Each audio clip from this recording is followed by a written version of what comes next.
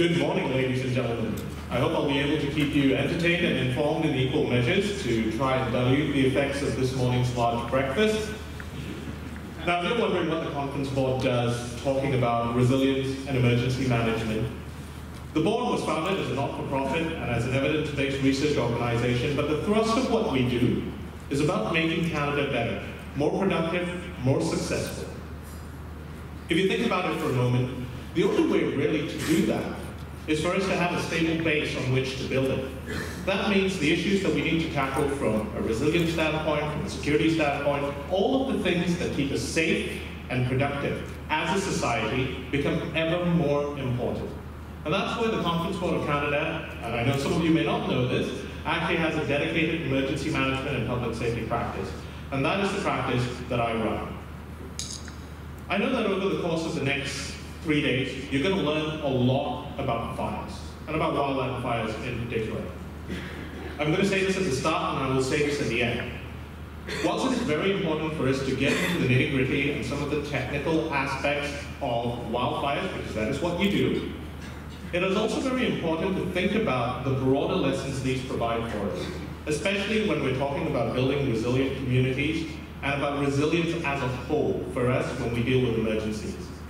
A lot of the lessons you're going to learn, a lot of the insights, not all of them, but certainly a lot of them, are going to be applicable to a range of disasters, emergencies, and crises. So I'm going to be providing a broad overview on resilience, but I want you to keep in mind throughout the course of the next 3 days. What are you learning, and what can you take away that not only adds to your knowledge in terms of dealing with wildland fires, but also adds to your knowledge and capabilities for building resilience for you, your family, your community, your organization, your province, and even federally. So do keep that in mind as we go throughout the day today. So let me just start with defining resilience. I know people use a lot of different definitions for this, and it's a question that constantly comes up in our discussions when we talk about emergencies. For me, resilience is almost a bounce back. It is the ability for an organization, an individual, a community to be able to withstand a challenge, an emergency, a crisis, and not be as heavily affected by it as someone or an organization or something which is not as well prepared. It's like being able to bounce back faster, quicker, without having to go through quite as great a depth as you would be if you weren't resilient.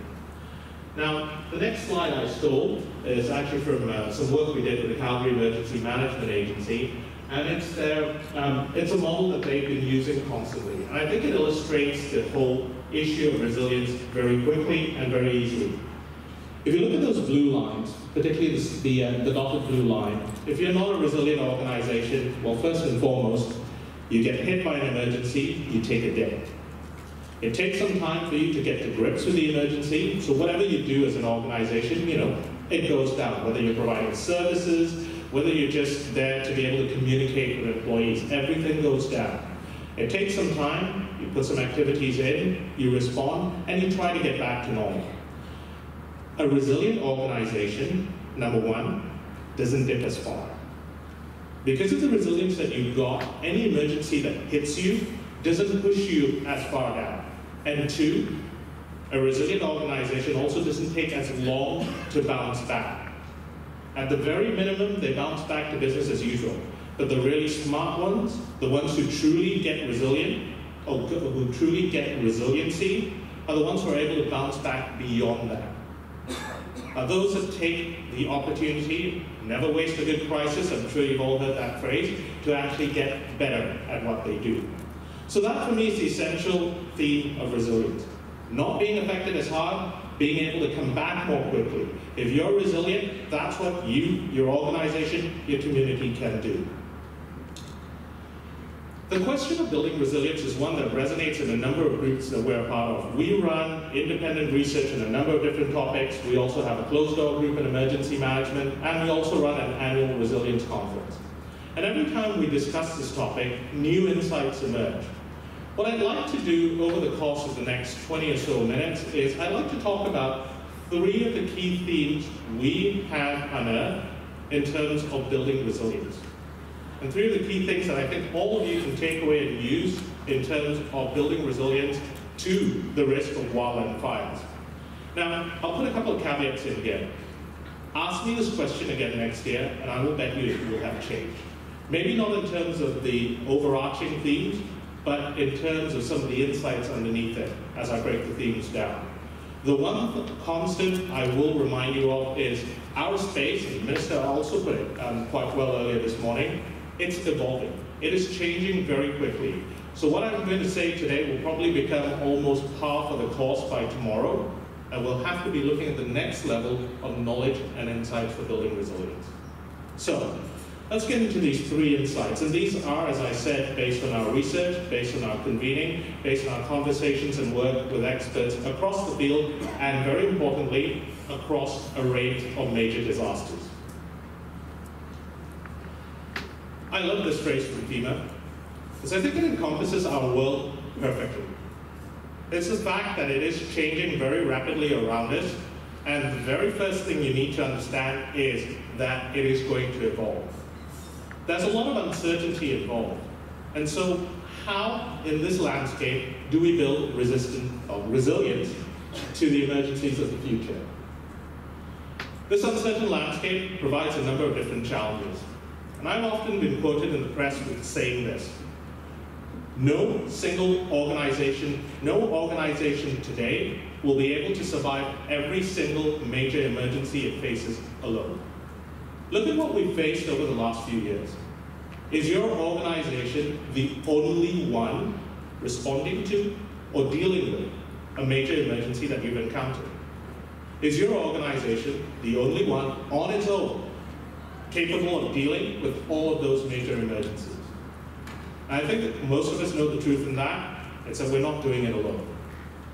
But how we're doing it is changing and is evolving. I think most commonly, when we think about help, when we think about the partners whom we use, we think about other parts of government. And I think the military in particular has played a tremendous role over the last few years, whether we look at the Calgary floods or whether we look at the most recent wildfire season. I just picked up those statistics for Opelentis off of the Canadian Forces website, just showing some of the contributions they've made. One of the challenges of requesting help, particularly from the military, which not everyone does not always recognize immediately, is a military force operating in their domestic context actually has a number of legal and policy limitations. And they can't do every single thing you ask of them, not because there's no will to do that, but sometimes because of the limitations they operate within. When we actually looked at the Calgary floods and the response that we had from the military, they were fantastic. They did some amazing work. They bring in some skills, organization, tools, resources, which we may not have, but at the same time, they're not trained firefighters. They're not trained flood prevention experts. They also have certain policy limitations which they have to work under. So one of the first things I would say to you is when you call for help, particularly from the military, the first thing you need to do is you need to understand what they can, and very importantly, what they cannot do for you in the context of the emergency you're dealing with. It's very important to understand that, because you may think you're getting a resource which will do anything and everything and has a huge number of individuals behind it, but may not quite be able to do that in a domestic context. So lesson number one is making sure that you understand what they can and cannot do. Over the last few years, and I think actually the 2015 wildfire season was really one that set this into context. When we talk about mutual aid and we talk about help, we think about our neighbors. Who's next door to you?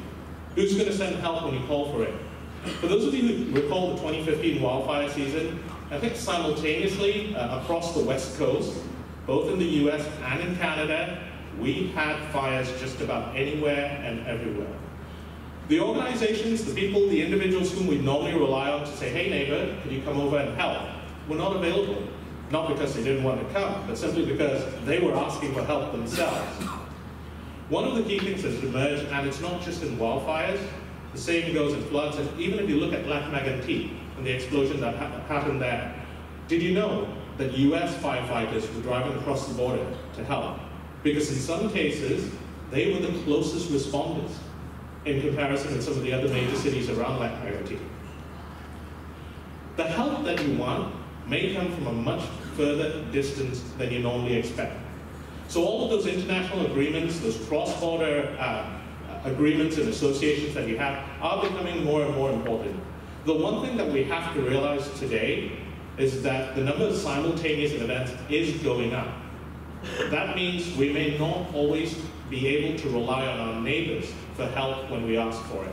And we need to be prepared to ask for help from much further abroad than we did before. So the next lesson I'd like to share with you in terms of building resilience, when you talk about assistance, don't think about just your neighbors. Might be as far as Australia and South Africa that you might have to call for help from.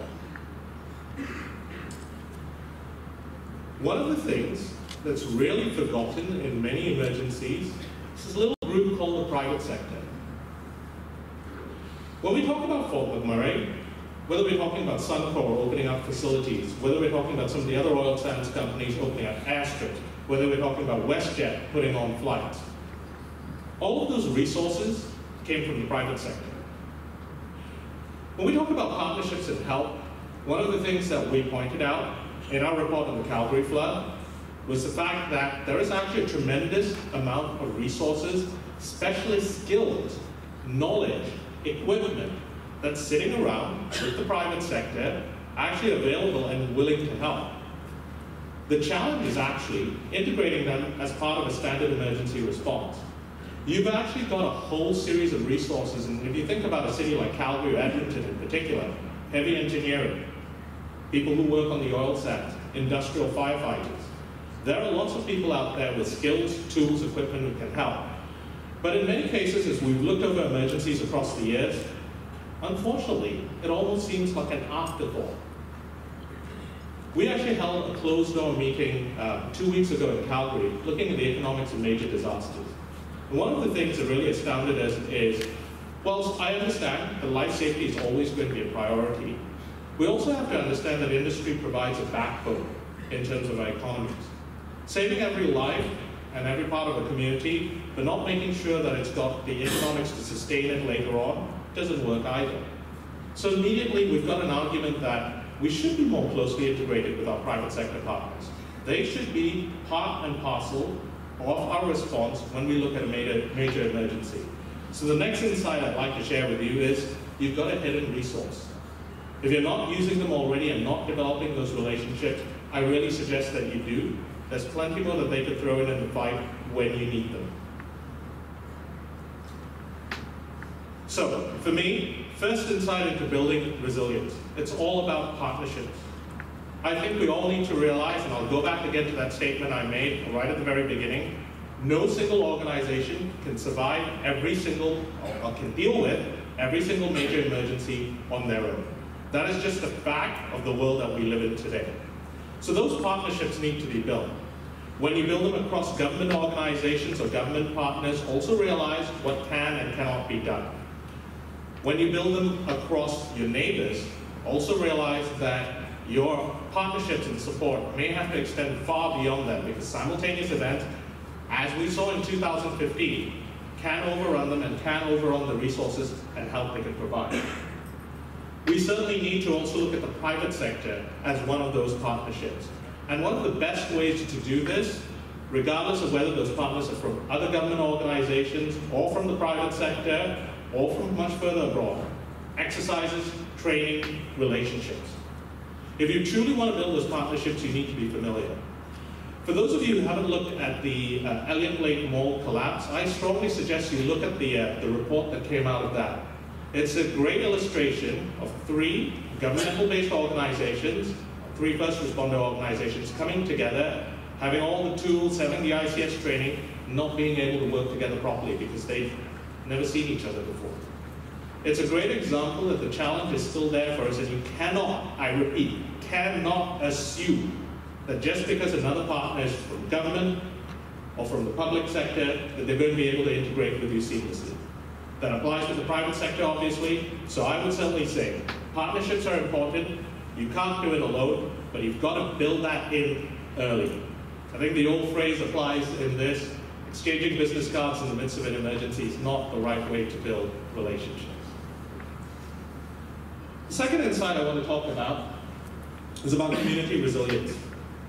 As the fires around Fort McMurray were blazing, I wrote a little piece, which we put up publicly, around community resilience in particular. Because ultimately, what are we trying to save? What are we trying to ensure is still there in perpetuity afterwards? It tends to be centered around the communities that are under threat, whether it is a remote indigenous community or whether it's a large urban community. They are, at the end of the day, regardless of emergency, at the core focus of what we need to support and what we need to ensure survives and prospers post-event. So when we talk about resilience, resilience needs to start at that very community level. And so the question for us is, if resilience needs to start at the community level, how do we look at building this and how do we look at fostering it as we move forward and we try to deal with the emergencies around us?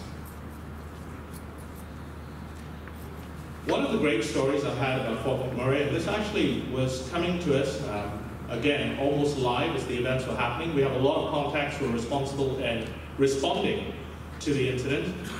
One of the stories that came up was about a family, and I was told that this was repeated several times. Getting their belongings in their vehicle, driving down the road, finding someone who'd stopped and was out of gas, throwing out their prized possessions on the side of the road and throwing people into the vehicle. When we think about community and we think about the resilience of the community, at the very core of that is people helping people. Because you can't always wait for a first responder to show up. And again, no offense to first responders, they were doing an incredible job, trying to stimmy the fire. And, you had the RCMP trying to direct traffic. They were doing all they could, and they were swamped. If we don't have the community there helping themselves where and when they can, then we don't have resilience in place. So one of the fundamental things that I think should be reinforced is, are we able to help foster that sense of community, and are we able to enable that ability of the community to help one another? Because that is at the very core of building resilience, whether you're talking about dealing with a wildland fire or whether you're talking about dealing with a flood. And I think that story from Fort Mac is an incredible one. That is certainly a core value that shows that whatever happens post the fire, that community certainly has a lot of resilience built into it already. But when we think about community resilience, are we talking about the geography? Are we talking about the municipal limits for wood buffalo? Actually, Fort McMurray shows us something very, very different to that. If you think about the outpouring of help, donations, of goods, there's stories of people filling up trucks in Ontario and driving them over, bringing goods, bringing diapers, bringing anything and everything they could to try and help those who were evacuated from Fort McMurray. When we think about community resilience, I think one thing that needs to change from our traditional perceptions is it's not geographically bounded. Look at the donations, and this is actually, this picture was a Sikh community in Ottawa, gathering together food and other donations to be sent up to Fort McMurray. When we think about community resilience, I think we also need to think about how we expand that definition. Going back again to that concept of we can't do it alone. So our community may not be able to do it alone, but that sense of community that is provincial and that is federal for us as Canada actually played a major role in Fort McMurray. So for me, the next big lesson to take away when we talk about community resilience is you need to think about these not as a small, geographically defined community, but as something much larger when you consider how you build and engender resilience in communities. All of this is actually underpinned by a phenomenon that we all, I think, are very familiar with. It's volunteers. It's people actually taking the step to say, I will help. I will do something for you. And we actually did a piece for Public Safety Canada. By the way, all of the reports that I'm referencing today, the Calgary flood, the spontaneous volunteers reports, they're all free downloads on our website. Feel free to get them if you wish. This was a piece of work we did with Public Safety Canada, looking at spontaneous volunteers across Canada and across a range of emergencies. What was very clear from this is that spontaneous volunteers have both positive and negative effects. think about some of the donations that were going to some of the centers into Fort McMurray. They were things you couldn't deal with. If someone pre-prepares food and sends it over, you have lots of questions about hygiene, etc. There may be times when the need is so extreme, you may have to say, okay, we're going to take the risk. But again, what's appropriate, what's not? In some cases, they created more work because you had to deal with the donations, you had to deal with the things that had to be sent back because they couldn't be used. But at the same time, that sense of community, what they put into it, what they sent along, was actually also created tremendous help and a tremendous sense of community. So when we think about spontaneous volunteers, I know they'll cause us some form of headaches, but first and foremost, they're absolutely key to community resilience. Both of the examples I mentioned, one about people helping people within the community, but two, about a wider community outside Wood Buffalo, helping one another, they're all volunteers. So we need to keep that in mind when we think about building community resilience. So for those of you involved in emergency management, if you're starting to shake about now, it would be about right. Volunteers will act whether you ask them to or not. That is a fact. When we started these discussions with a number of emergency management professionals, I will tell you this, and again, I'm not going to name anyone, but over the years, the viewpoint has almost always been, keep them aside, we're the professionals, you guys don't know what you're doing, you're not qualified for this, stay out. Let me make this clear, so that there's no doubt, that is not, I repeat, not an option.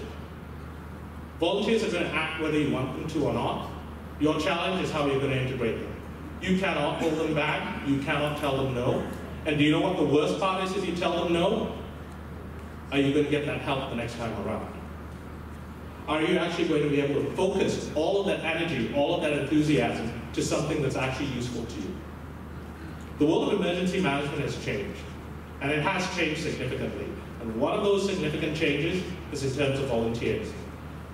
They are now a group that we have to think about in terms of integration, not in terms of separation. The report contains some useful frameworks and recommendations about how you think about doing this. Don't get me wrong, it's not going to be perfect. They're not going to be able to do your jobs. Let me make that clear. But they're going to be able to help you. And if you get that right, that enthusiasm, that energy, and as we pointed out in our work on Calgary, the potential for some key skills and resources to come your way, you might be able to do a heck of a lot better in terms of dealing with the emergencies in front of you for the future.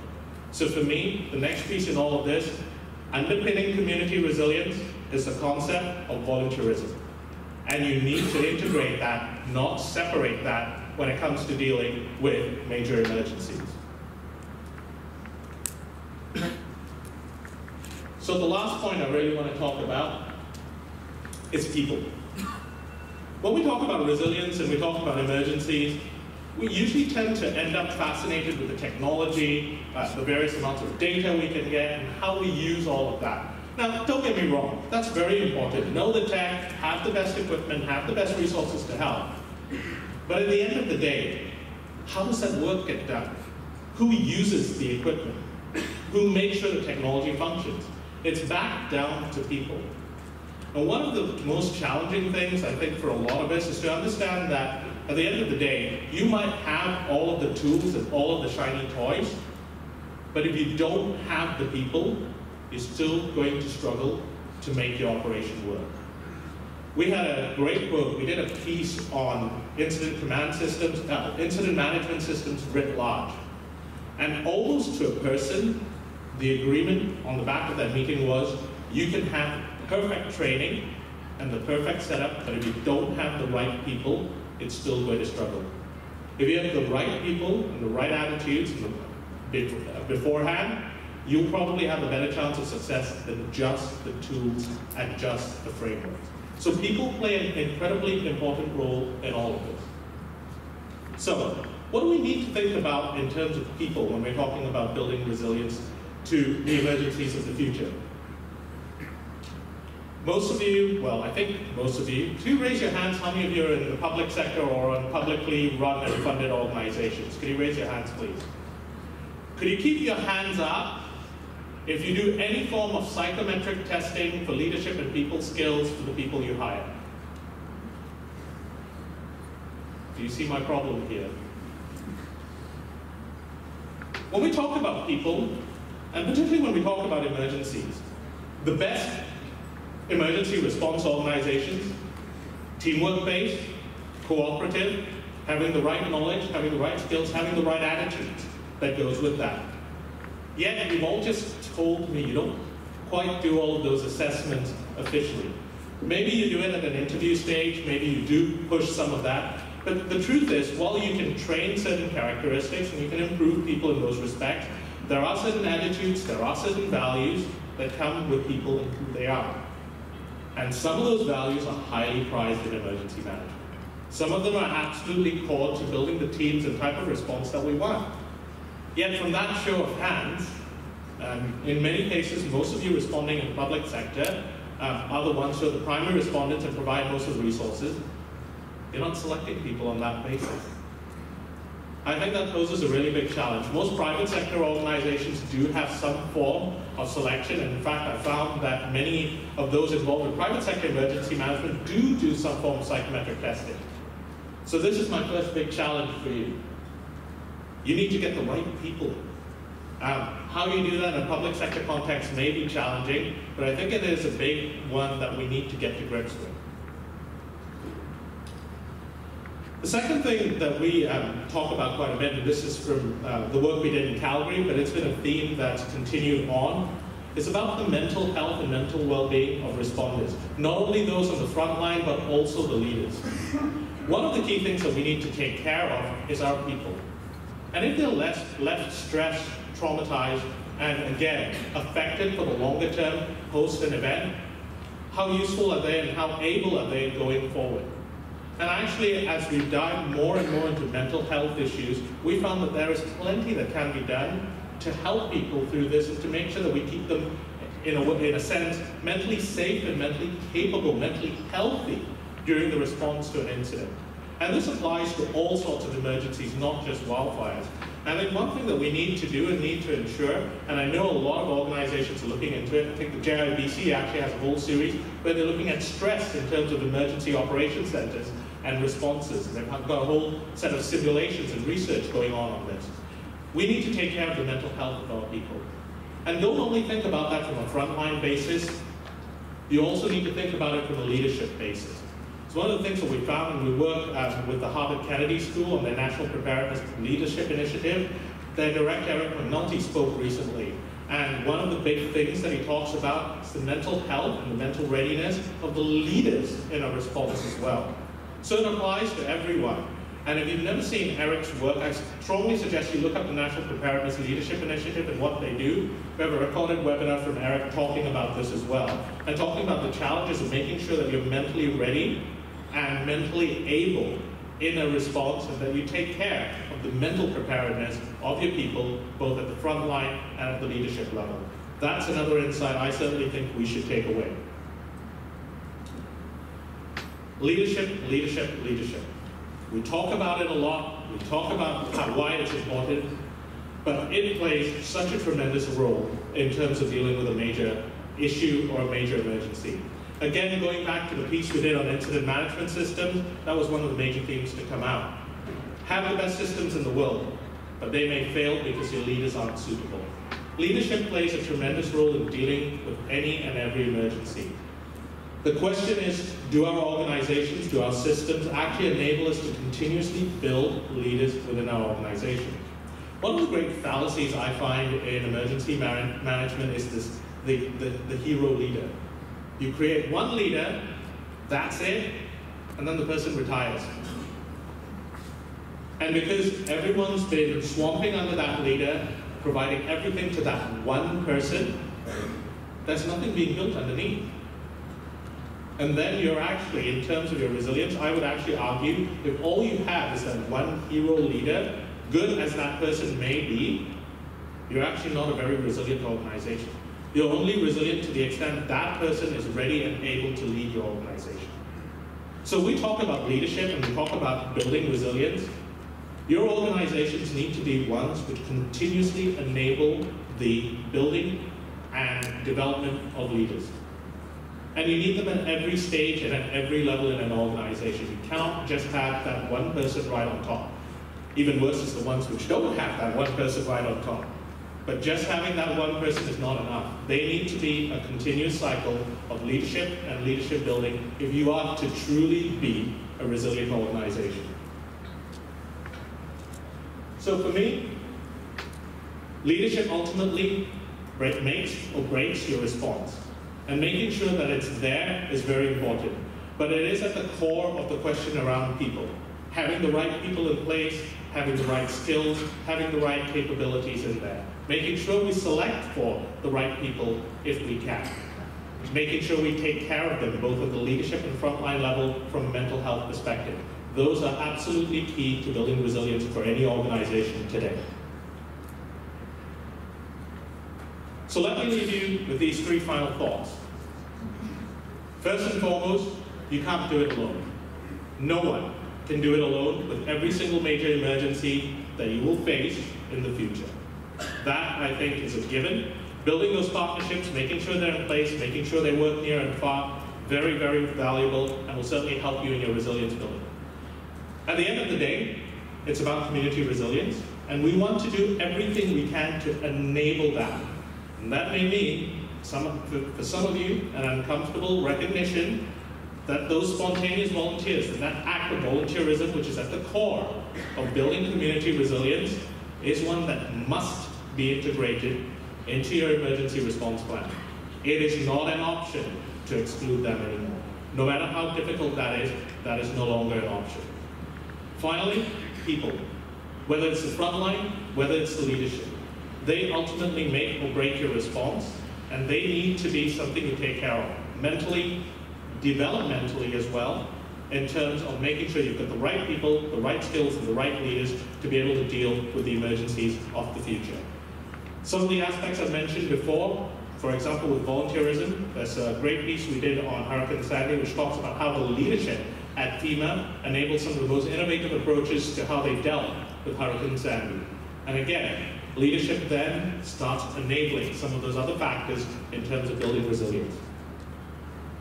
Ask me again in a year, and these will evolve. I might have some new bullet points for you. Underneath those headings, I might have some completely new points for you. I don't mean to boil down the ocean about every single point about resilience, but I think these are three of the most important points we need to walk away from today.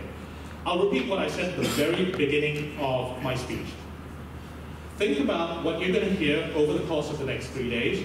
Yes, you're going to get some in-depth knowledge about dealing with wildland fires, but also try and understand the context in which you can take that knowledge and apply it to the broader resilience building that all of us are going to need. Fort McMurray was a great example. What happened after the wildfires? Major rainfall. You can't just expect yourselves to be dealing with one and only one type of emergency. You need to understand how that resilience can help you in each and every major crisis that you face. So it's very important for all of you over the course of the next 3 days to consider what you can take away in terms of what you're learning, not just from a wildfire perspective, but from the perspective of building resilience for tomorrow. Thank you very much, ladies and gentlemen. Really enjoyed your talk again. I'm interested in community profiling, and is there an opportunity to reach out to those volunteers beforehand? And can community profiling do that? And has the Conference Board of Canada looked at community profiling?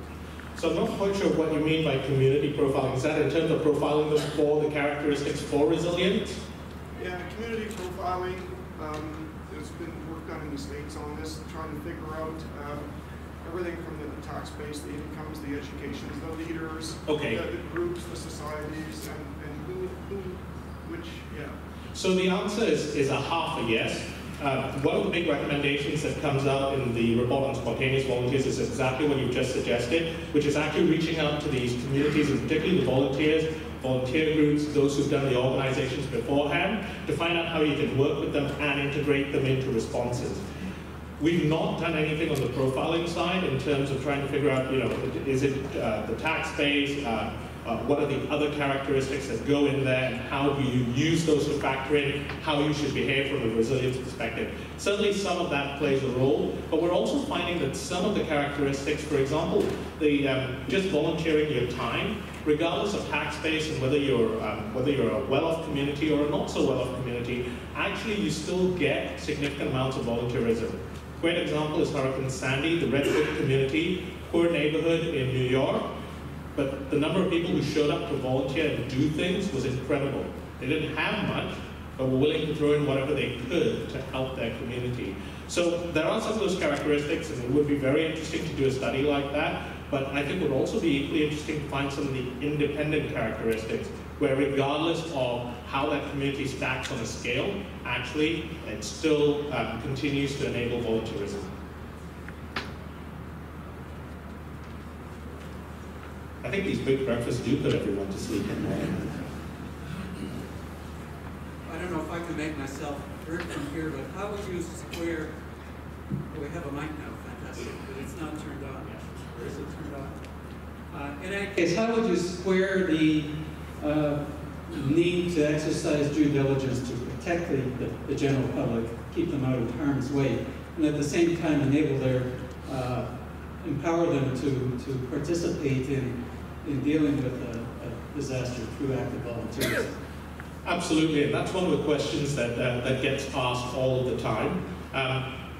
In fact, the mere act of integrating volunteers into operations actually helps tremendously in terms of defraying the risks to the public, because then you, as the professionals, can start directing the volunteers and saying to them, well, here's where you can act, here's how you can help. So for me, it's a little bit of inserting your expertise into there, but you need to be part of the conversation. You need to have volunteers part of that with you to be able to do it. That's how you work to keep them safe, and that's how you work to keep the public safe as well. I think we've got one more question. Mike Garden. Hi, Mike. Hi. So this is kind of a big question. I'm just interested in preliminary thoughts. On your first point about you can't do it alone, do you have any comments about how to go about breaking down organizational silos and the incredible cultural differences that exist between organizations to try to get at the longer-term goal?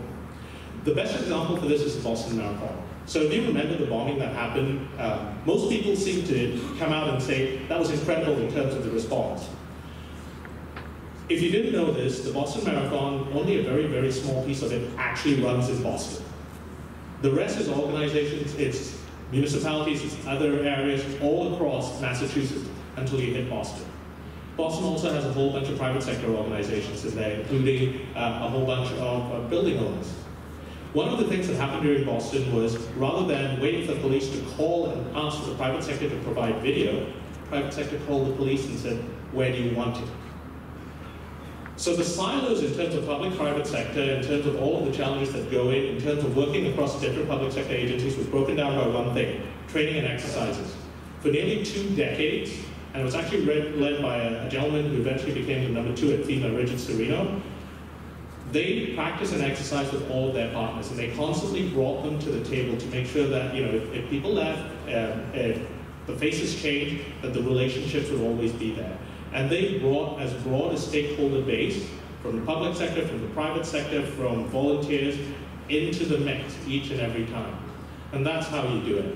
It's not always easy to get them to the table the first time around, which is when the phrase "don't waste a good disaster, a good crisis." So when that does happen, it's a great opportunity to bring them in, but then you've got to keep it going. That, for me, is the best example of how you do it. Boston showed beyond a doubt it can be incredibly successful. Paul Kabilan, Institute for Catastrophic Loss Reduction. Cabby, thank you. Nice to see you again, Paul. Nice to see you again.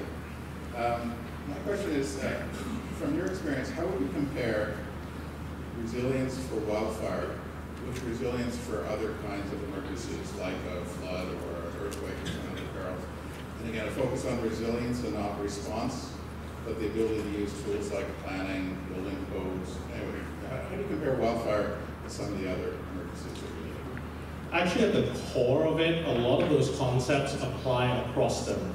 If we think about the example I gave about Fort McMurray, about the community volunteer piece that happened post that wildfire, think about the flood in Calgary, again, the volunteer piece that went with it. We've seen it in earthquakes elsewhere, think about Christchurch. And again, the core of that community resilience in terms of enabling volunteerism and enabling those volunteers to help applies across all of them. There are some core principles that are the same regardless of the disaster. That's one of them. Where we've seen successful response, where we go across, let's say, Hurricane Sandy, Boston Marathon bombings, Calgary flood, again, huge piece on training, exercises, and relationship. Again, that applies across the spectrum. I would hazard, again, that would apply on the wildfire side. Relationships with private sector as partners. We saw that very, very clearly during Fort McMurray, and actually, that's one of the highlights that we had in the report on Calgary floods. Private sector as a key partner in dealing with major disasters forms an incredibly important part of building your resilience. So there are a couple of core areas, and I think, Paul, there are going to be areas that are different. There are going to be factors that are very specific. If we talk about creating some of the fire breaks around communities that some researchers have been talking about, particularly communities at risk, obviously that's very unique to the wildland fire risk. And again, to the resilience of the building the resilience of communities to that particular risk. So there are going to be a few things that are isolated on their own, that only apply to wildland fires, but equally I think the core elements, they're going to go across every single type of major disaster you face.